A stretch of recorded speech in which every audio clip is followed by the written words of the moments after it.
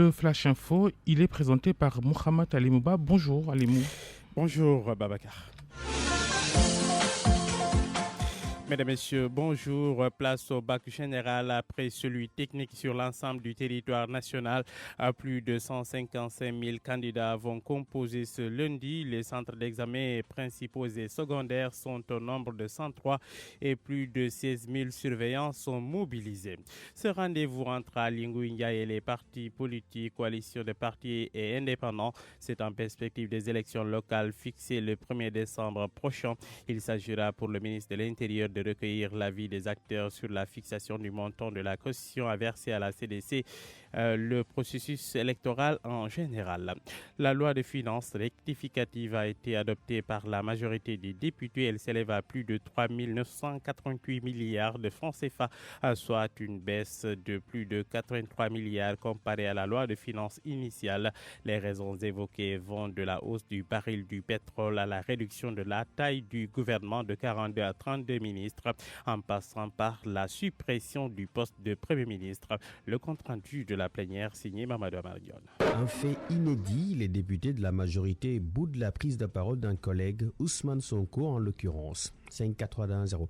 Après quelques minutes d'arrêt, Ousmane Sonko poursuit son speech. Dans ce pays, on n'encourage que la tortuosité et la contre-performance. Une administration qui enchaîne 2-3 années de gap de plus de 100 milliards de pareil, on peut promouvoir que ça ne va pas que ce dépôt consignation après l'avoir donné au petit frère qui a fait n'importe quoi. Interpellé par plusieurs députés sur les raisons de ce projet de loi de finances rectificative, le ministre des Finances et du Budget parle de tensions géopolitiques, de désaccords entre les États-Unis et la Chine, l'embargo sur le pétrole iranien, la diminution de la taille du gouvernement de 42 à 32 ministres et la suppression du poste de Premier ministre, entre autres.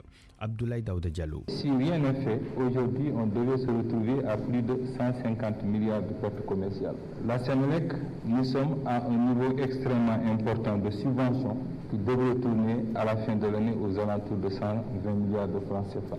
Le total de ces deux chapitres en termes de subventions devrait tourner autour de 270 milliards de francs CFA.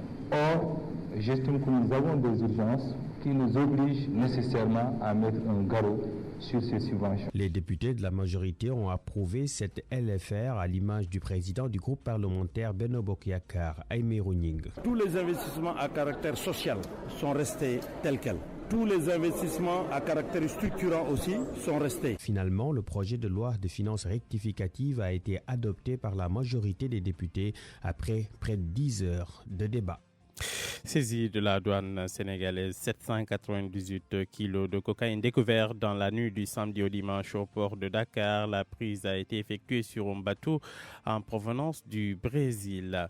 Soudan, des dizaines de milliers de Soudanais ont manifesté dimanche à travers le pays pour réclamer aux militaires un transfert du pouvoir aux civils.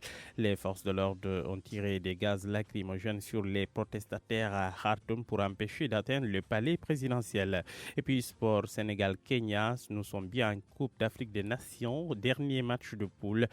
Défaite interdite au Lion. S'ils veulent passer, bien sûr, Babacar, le cap des huitièmes de finale.